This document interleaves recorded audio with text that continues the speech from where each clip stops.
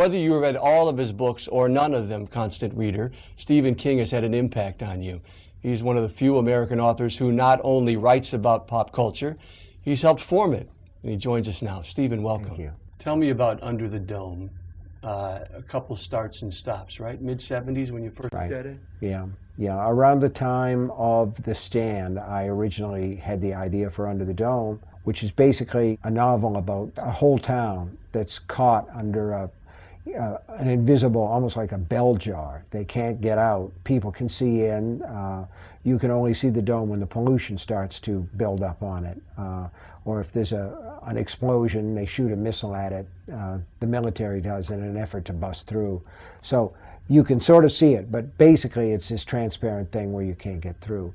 And I was sort of fascinated by that and by a lot of the ecological ramifications, because we're really all under the dome. We live on a little blue world, and I thought, well, let's put it in a little context that people can grasp, where it's just a town, and we'll see what happens.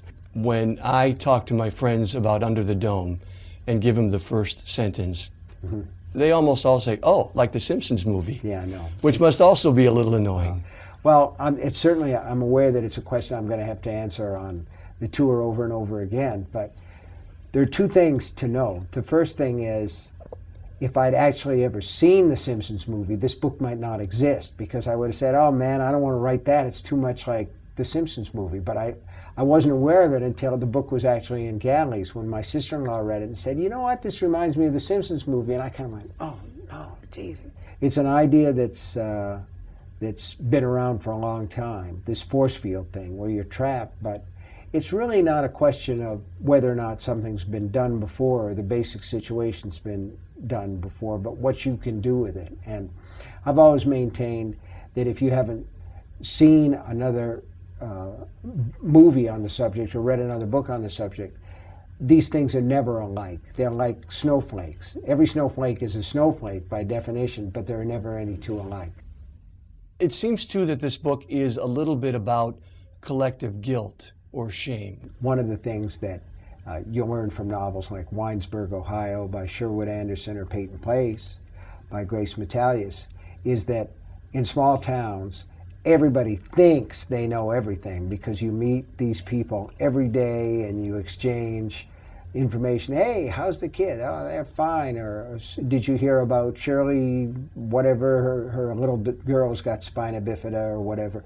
So people talk. There's a lot of neighborliness, but everybody has a secret or two. But I bring up too that Barbie has the Iraq history, which maybe applies to all of us. Well, Barbie has a history in Iraq. Dale Barber's the main character in the book, and he has left the military and he wants to leave all this stuff behind. In fact, Barbie wants to leave conflict behind, because when he's faced with problems and trouble with for the young men in town, his response isn't to face up to these guys, but to leave town in order to avoid the confrontation because of the Iraq situation. There's also a selectman who is pretty much under the thumb of the book's main antagonist, because she has a drug problem that she's concealing, an OxyContin thing. So there are secrets. There's a minister who's a flagellator. Now that sounds like something even dirtier than it is, but it just means that you beat yourself up to get rid of your sins. I never know what I'm writing about until I'm well launched on a book. I'll have a situation or I'll have an idea for a story, but I feel like if you're going to spend, in the case of Under the Dome, almost a year writing a single draft of a book, it damn well ought to be about something that's more resonant than just a story to pass the time. I mean, I want people to have a good time, but I also want them to think about some other things. And a lot of what I was writing about was how life is in a small town and how people interact. A lot of artists have found themselves sort of lost until they find their art.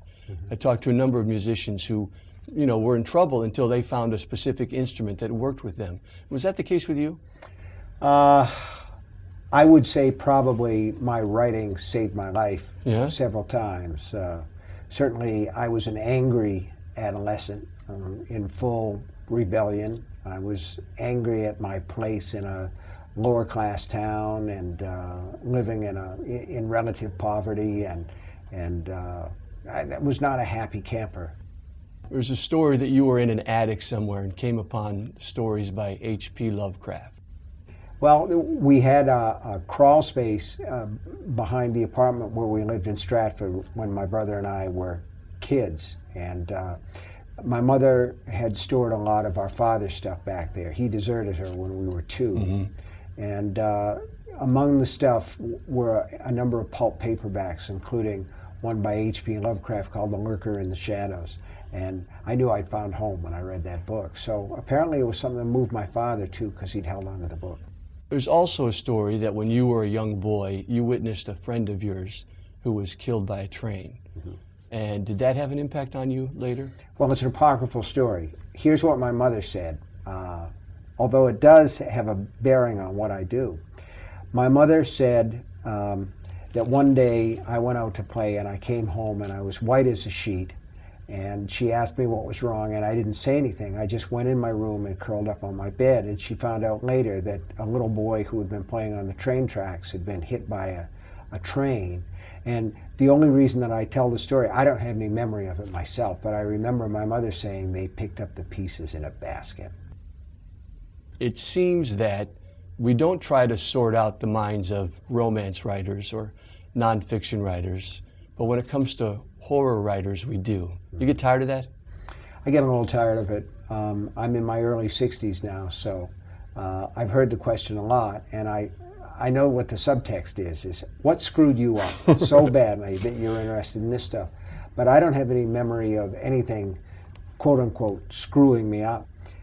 There's a saying that alcoholics have in Alcoholics Anonymous, you're only as sick as your secrets.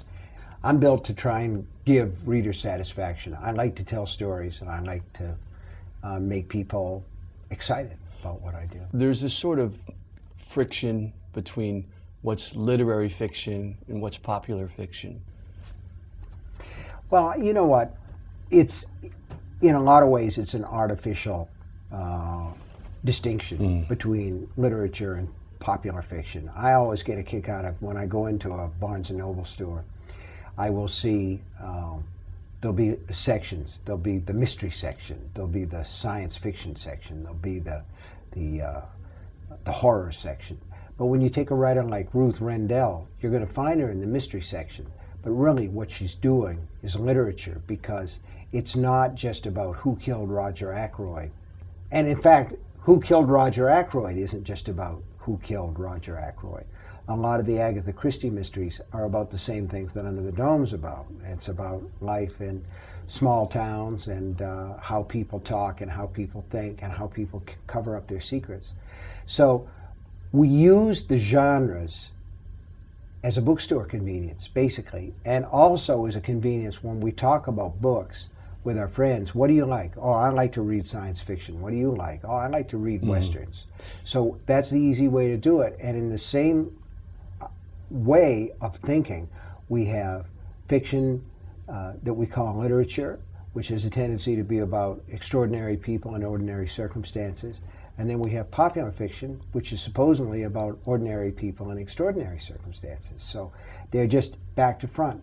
But it doesn't always hold true. You ever worry that you might not have another one in you? I don't worry about that, but what I think about constantly on some level, and I think this is true of a lot of people, is I wish I were better.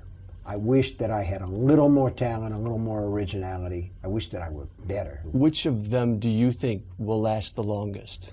I have no clue. I think that stories of horror have a tendency to last longer, no matter what the quality is of the book. If I had to guess, I would guess the ones that would last would be The Shining, Salem's Lot, and The Stand. The S books, my wife calls it. But you never know. It's a crapshoot. How do you measure your success? I mean, is it by books sold? Is it by individual stories? Whether or not I measure my success, I think, by how interested I still am in what I do and how committed I am. I still think that I'm the luckiest person on earth to do what I do. And for me, I love to write stories, and I measure satisfaction to some degree in people saying, that knocked me out. Stephen King, it was nice to talk to you. Nice to talk to you too. Thank you. I'm Steve Bertrand. This is Meet the Writers from the Barnes & Noble studio on BN.com.